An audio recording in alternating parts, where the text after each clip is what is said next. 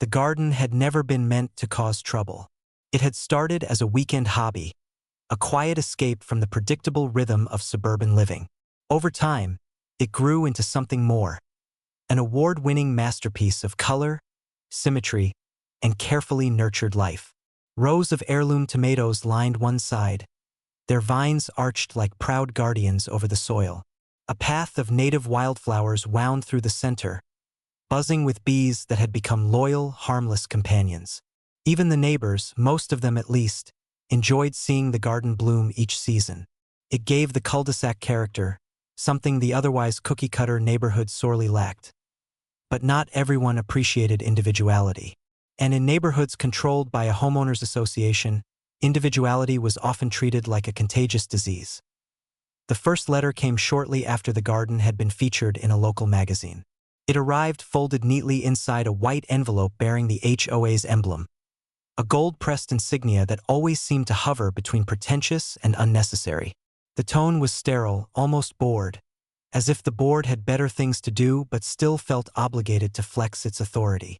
It claimed the garden violated community uniformity standards and must be removed or substantially revised within 30 days. Failure to comply would result in fines. There was something comical about the vagueness of the violation, as if the board couldn't pinpoint what rule had been broken but still wanted obedience. The garden's owner read the letter twice, then a third time, looking for the specific infraction, but the words remained frustratingly hollow. Uniformity standards could mean anything, from grass height to flower color to how many gnomes a person was allowed to own. The neighbors who enjoyed the garden assumed it was a simple misunderstanding. They encouraged patience, suggesting that the board likely sent the letter without realizing what they were targeting. But patience had already proven to be a weak strategy in this neighborhood. This wasn't the first time the HOA had tried to enforce arbitrary rules. Only the first time they had targeted something this public. A second letter arrived 2 weeks later. This time, it was more aggressive, warning that failure to show progress toward compliance would result in an escalating series of penalties. The board was planning an inspection. They expected cooperation, and they made it abundantly clear that removal, not compromise, was their end goal. Behind the scenes, the HOA president had been talking. She was known for her dislike of anything that attracted attention not directly tied to herself or her meticulously pruned rosebushes. To her, the garden wasn't a delight but a distraction, a spotlight she had not approved and did not benefit from. Whispers circulated that she had pushed the board to act. She had always fancied herself the guardian of the neighborhood's aesthetic, enforcing rules with the enthusiasm of someone who had never outgrown the thrill of running a school hallway patrol. As the days passed, the atmosphere in the neighborhood shifted. Some residents quietly avoided taking sides, fearing retribution from the HOA. Others expressed their support, dropping off handwritten notes or small gestures of solidarity. A fresh pack of seeds, a gardening book, or even a simple nod of understanding. The garden's owner felt the weight of their encouragement but also the mounting pressure of a looming deadline. Instead of panicking, they did what they always did when overwhelmed. They dug. Not in the soil, but in the HOA's governing documents. Hours turned into days as they navigated the labyrinth of bylaws, amendments, and outdated clauses. Most people never bothered reading these documents beyond the basics, but buried deep within their pages was a story of evolving power, shifting control, and occasional contradictions. And then, one night, around the time the streetlights flicked on and cast long shadows across the driveway, the breakthrough came. It wasn't dramatic at first glance. Just a paragraph hidden near the end of an older clause, written in the stiff language of legal formality. But its meaning was unmistakable. It described exemptions granted to community-enhancing projects that contributed to wildlife preservation, native plant proliferation, or local ecological education. These projects, once recognized, were protected from removal, modification, or interference by the HOA. The garden fit every criterion perfectly. The next morning brought a renewed sense of purpose. The garden's owner gathered photos, magazine clippings, and documentation of every native plant intentionally cultivated within the space. They compiled a list of the pollinators recorded visiting the garden: bees, butterflies, and even the occasional hummingbird. They prepared a formal exemption request, complete with supporting evidence, citing the exact clause the board had overlooked. When the HOA inspection day arrived, the board members marched down the sidewalk with clipboards in hand, ready to issue commands. But instead of resistance or apology, they were met with a neatly organized packet presented with calm confidence. The board members skimmed the pages, their expressions shifting from authority to confusion to thinly veiled irritation. The president was the last to read it. Her lips pressed into a narrow line as she reached the clause in question. She attempted to dismiss it as outdated, irrelevant, or improperly interpreted.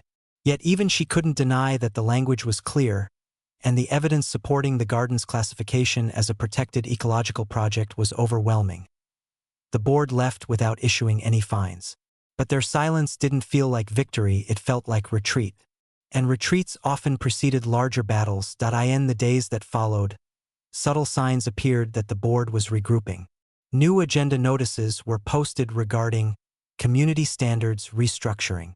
Rumors hinted that the president was pushing for an emergency meeting to rewrite certain sections of the bylaws. The neighborhood, once simply curious, now watched the situation with an increasing sense of anticipation. Something larger was brewing, and no one could tell which way the conflict would tilt. Each morning, the garden remained as beautiful as ever, but beneath its peaceful surface, the tension grew like a storm cloud waiting for the right moment to burst. The owner tended to the plants as usual, but there was a new resolve in each motion, a sense that they were no longer just caring for a hobby but defending something meaningful. They had found the loophole. Now the question was whether the HOA would honor it or try to bulldoze their way past it. And as the next HOA meeting approached, it became clear that the board was far from ready to concede. The week leading up to the emergency HOA meeting felt like the uneasy calm before a summer storm. Nothing dramatic happened outwardly, no new letters, no surprise inspections, no passive-aggressive notes left on the mailbox. But the silence itself felt orchestrated, the quiet planning of people who preferred to strike only when they believed they had the upper hand. The garden's owner sensed the shift instantly. The neighborhood had learned through experience that the HOA rarely acted this quietly without preparing something significant. During this time, the garden became more than a simple hobby or even a protected ecological space. It grew into a bastion of normalcy, a small sanctuary in a neighborhood increasingly shaped by pettiness and power struggles. Each morning, its owner stepped outside to the familiar sounds: the rustle of leaves, the buzz of pollinators waking with the sun, the soft crunch of gravel along the path. Nature didn't care about bylaws or uniformity standards. It simply continued, steady and unconcerned. In a way, that consistency fortified the resolve needed for whatever fight the HOA was preparing. Word of the exemption clause had spread more quickly than expected. Neighbors who had once stayed neutral now viewed the situation less as a simple garden dispute and more as a question of fairness. Some admired the ingenuity, others admired the boldness, and a few simply enjoyed seeing the normally untouchable HOA finally challenged. Still, support wasn't universal. A handful of residents, fueled either by loyalty to the board or distaste for anything that deviated from bland conformity, murmured their objections behind closed doors. No one confronted the garden's owner directly, but the shift was noticeable. Brief glances held too long, conversations ending abruptly when someone approached, and the unmistakable pulse of gossip spreading like wildfire. When the day of the emergency meeting finally arrived, the clubhouse parking lot was unusually full. The meeting, originally scheduled to address budget allocations and routine maintenance updates, had quickly evolved into a much more heated gathering. Inside, row after row of metal folding chairs filled the narrow room.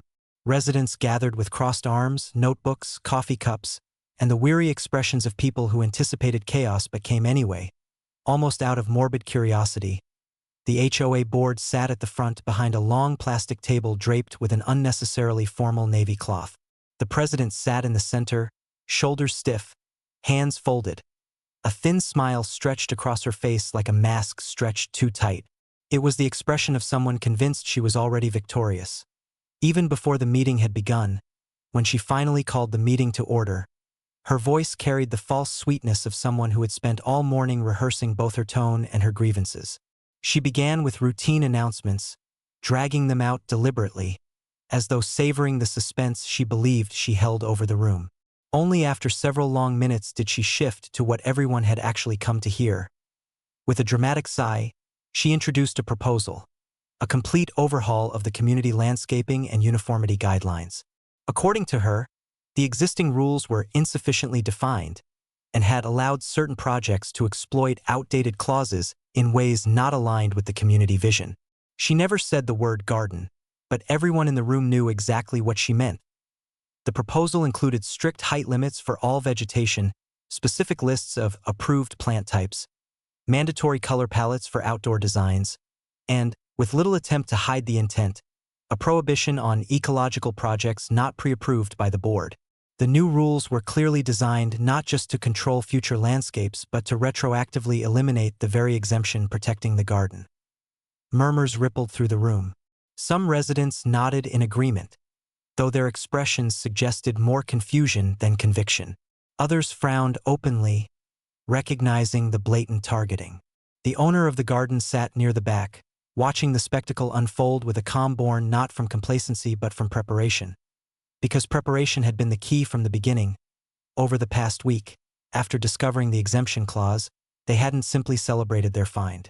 They had researched further, digging into state-level property regulations, municipal environmental incentives, and even the history of the community's original development plan. What emerged from the research was a web of legal and procedural requirements the HOA had conveniently forgotten, or perhaps never known, existed. For one, the exemption clause wasn't an optional guideline but a protected condition tied to the neighborhood's original environmental certification. Removing or altering it required an extensive approval process, including a supermajority vote, city review, and documentation proving no negative ecological impact, none of which the HOA president had included in her proposal. Additionally, the municipality offered subsidies and recognition for neighborhoods that supported pollinator habitats, benefits the HOA had failed to apply for despite the garden qualifying the community for them automatically. Neglecting these opportunities weakened the board's credibility and raised questions about their stewardship of community resources. As the president continued her speech, detailing the severity of violations and the need for swift action, the room's atmosphere shifted again, not toward unity now, but toward scrutiny. Residents who once trusted the board unconditionally were now listening more carefully, noticing the lack of specificity, the emotionally charged language, and the unmistakable undercurrent of personal vendetta. Finally, when the floor opened for comments, the garden's owner stood, the room fell quiet. Even the president's confident expression faltered. They presented their findings clearly, calmly, and without accusation, only facts. They referenced the original bylaws, municipal environmental regulations, and the certification that had once brought prestige to the community. They mentioned the pollinators supported by the garden, the magazine feature that had reflected positively on the neighborhood, and the city incentives the HOA had ignored. They explained the legal impossibility of rewriting the exemption clause without meeting specific requirements the board had not even begun to fulfill. As the explanation unfolded, the murmurs shifted from confusion to surprise, then to a quiet undertone of indignation. The residents had expected drama, but they had not expected competence. Least of all competence standing in opposition to the board. By the time the owner finished, the president's face was flushed. She attempted to regain control, but her voice wavered as she tried to discredit the information. Each attempt only drew more skepticism. The board members beside her exchanged uneasy glances. It became clear that the proposal, once assumed to be a guaranteed victory, was now far from certain. Unable to salvage the moment, the president abruptly announced that the vote would be postponed pending further review. She ended the meeting early, citing procedural uncertainties, though everyone saw the retreat for what it was: a desperate pause in a battle she had expected to win effortlessly. Residents filed out slowly afterward, whispering among themselves. Some approached the garden's owner to express quiet admiration or relief. Others walked past the board with expressions ranging from disappointment to thinly concealed frustration. Outside, as the sun dipped below the rooftops, the garden sat quietly in the soft orange glow, unaware of the conflict unfolding around it. But the owner knew the battle wasn't over. The president had been embarrassed publicly, and people driven by pride rarely surrendered willingly. The HOA would return, and whatever they brought next would be more calculated, more aggressive, and far less subtle. In the days following the disastrous meeting, the HOA president disappeared from public view, at least in the sense that she made no direct confrontations and issued no new letters. But her silence was anything but peaceful. The subtle signs returned. An unfamiliar car slowly passing the house in the early morning, neighbors seeing her pacing her backyard while on the phone, HOA board members stopping by her home and leaving with worried expressions. It was the unmistakable behavior of someone plotting a comeback and refusing to accept defeat. The neighborhood, now fully invested in the unfolding drama, watched with a mixture of apprehension and morbid curiosity. Conversations buzzed across driveways and small gatherings. Some residents were openly supportive of the garden's owner. Others resentfully clung to the notion that conformity must be preserved at all costs. But all agreed on one thing: the president was not taking this loss quietly. The garden, meanwhile, flourished in the late-season warmth. The wildflowers reached their peak, drawing more pollinators than ever. The tomatoes hung heavily on their vines, a bright contrast against the darker tension encircling the cul-de-sac. Despite the storm gathering, the garden remained unfazed. Nature cared little for human machinations. The retaliation arrived on a Monday morning. It came not in the form of a letter this time, but in the form of city code enforcement trucks rumbling down the street. Their arrival created a ripple of shock through the neighborhood, with blinds twitching and residents stepping outside to watch. 2 officers exited the vehicle with clipboards, approaching the garden with the stiff posture of people instructed to find violations whether they existed or not. The garden's owner had expected something like this, but even so, the sheer pettiness of involving city officials struck a nerve. The HOA president emerged from her house moments later, affecting an expression of concern. Her voice pitched into a tone of false authority as she spoke to the officers. She gestured toward the garden repeatedly, as though presenting a case so self-evident it required no explanation. What she hadn't expected was just how prepared the garden's owner would be. The moment the officers turned to speak, the owner presented the full folder of documentation. The environmental exemption clause, the municipal recognition of pollinator-supporting landscapes, printed emails from the city's environmental department confirming the garden's compliance, and even the community's original development certification documents highlighting the neighborhood's obligation, not option, to maintain natural biodiversity areas. The officers, clearly accustomed to property disputes elevated by ego rather than fact, reviewed the documents with increasing realization. The paper trail was thorough, legally sound, and publicly verifiable. After a brief inspection to confirm the information visually, the officers delivered their decision. There were no violations. The garden was in full compliance with both city and state environmental ordinances. No citations would be issued. The president's reaction was immediate and visceral. Her posture stiffened, her mouth twisted in disbelief, and she attempted to argue, suggesting that the officers simply didn't understand the complexity of the situation. But the officers had heard similar attempts 1,000 times before. They shut the argument down swiftly, noting that any further disputes should be addressed through proper channels, not weaponized inspections. As they drove away, leaving a stunned president in their wake, a few neighbors emerged from their doorways. Some pretended to check mail or water plants, though their real intention was obvious. They wanted to witness the fallout. Eyes shifted toward the president, who stood rooted to the sidewalk, unable to mask the humiliation now flooding her expression. For the garden's owner, however, the confrontation had only confirmed something they had suspected since the beginning. This battle had nothing to do with rules. It was about control, and the president was willing to twist anything in her reach to maintain it. But control, like everything, required structure. And in her haste to strike back, she had made several procedural errors that would soon unravel her entire plan. Later that week, the owner received an unexpected envelope, not from the HOA, but from a city official. It contained notice of a review into the HOA's conduct related to misuse of municipal resources. The Code Enforcement Department had flagged the president's complaint as suspiciously unfounded. An investigation had been opened to determine whether the HOA had abused its authority by filing false claims. Additionally, several residents had quietly submitted statements about years of arbitrary enforcement, selective punishment, and poorly documented fines. The owner hadn't requested any of it, But the president's attempt to escalate the conflict had inadvertently given people the push they needed to speak up. Her behavior had become the catalyst for long-simmering grievances finally rising to the surface. What followed over the next 2 weeks was a slow, steady unraveling. City officials interviewed board members. Meetings were postponed abruptly. The president was seen coming and going from the clubhouse with stacks of paperwork and an increasingly frantic expression.